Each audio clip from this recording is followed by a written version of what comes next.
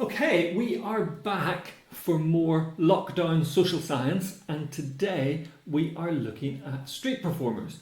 And as normal, we are using an agent model, and here it is. So let's get started.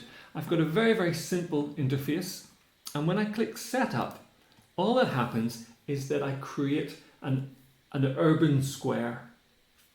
And the red dots, the red points, are the entrances and exits to the square. And I've got quite a few entrances and exits down here and not so many up here. And basically that is being used to control the flow of people. So basically I'm saying that there's going to be more people down here than up here. And when I click go, people will go into the square, and as soon as they get there, they will decide on a destination and they will start wandering towards that destination. They're not in any great rush, they won't go in a straight line, and along the way they might get distracted, and they might get distracted by our performer. So this is the green square, and if they get distracted by the performer, they might stand and watch the performer for a time. So if I just slow it down and start it off, maybe that's even a bit too fast. Already the street performer has picked up a total audience of 9. So that's not the current audience, that's a total audience. And the way this works is that an audience will attract an audience. So if a street performer has got a big audience, the fact that it's a big audience will attract more people. It's called the Matthew effect.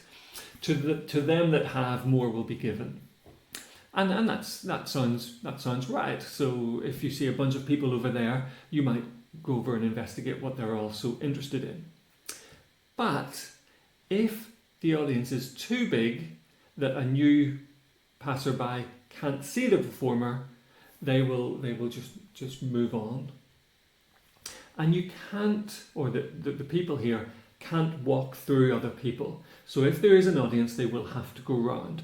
And that is what complicates things here, because while this part of the screen might be busy at the minute, if there was a big audience here, it would push people who are walking up here, and this part would then become busy.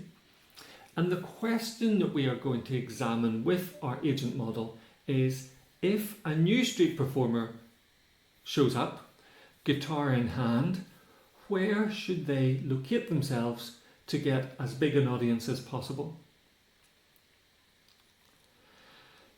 Now, there might be a number of ways of answering this, but what we are going to do is we are going to send our street performer to every single square, to every single location within this city, and have them perform there for a certain time. So in the real world, they might perform for 5 minutes, but in the virtual world, that's going to be compressed, and it will only take a few seconds in our time. So we'll send them to a square down here and perform and see what audience they got. Then we're going to send them to the next square and do the same thing, and then the next square, and so on and so forth, until we assess every single location in this city square. So I've got a button here that will do that, and this button will just go through every single square one at a time and see what happens. So we're starting down here, and it's going a bit slow, so let's speed it up a little bit. And the street performer will stay there for a certain length of time and then move on. And the green square is where they are currently, and the blue square is the best square that they've been in so far. So I think the best one, I can't really see it, but I think it's 12. Oh, there's another one, 15.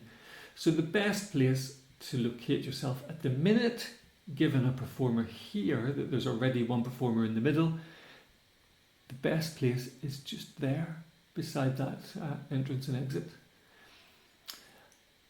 And we will see what happens when we assess every single location. So I'm going to speed this up a bit.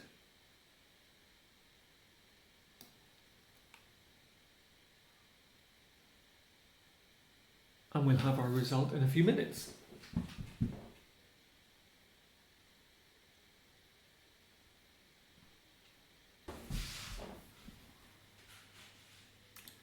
Okay, and here it is.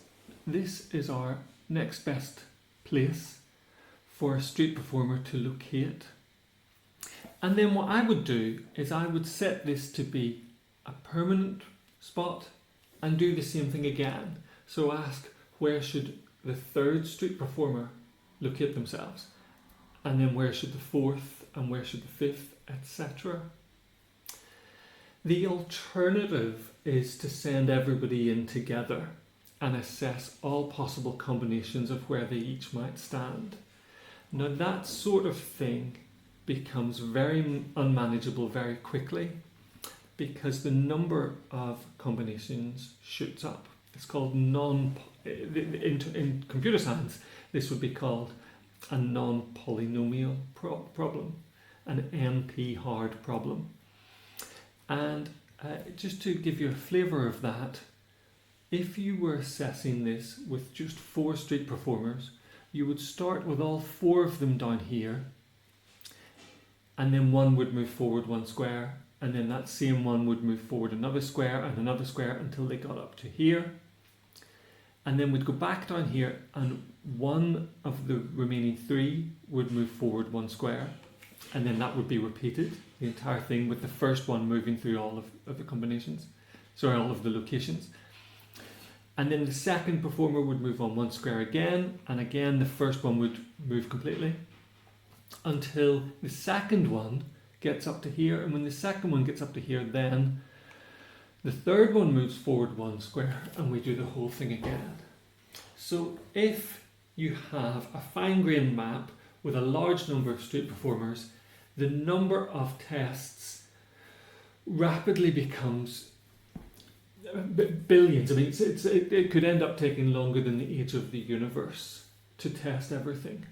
So the approach here, where we just send in a street performer one at a time, would seem to be quite manageable and would seem to give a reasonable answer to the question that we are addressing, which is, where should our street performers locate themselves?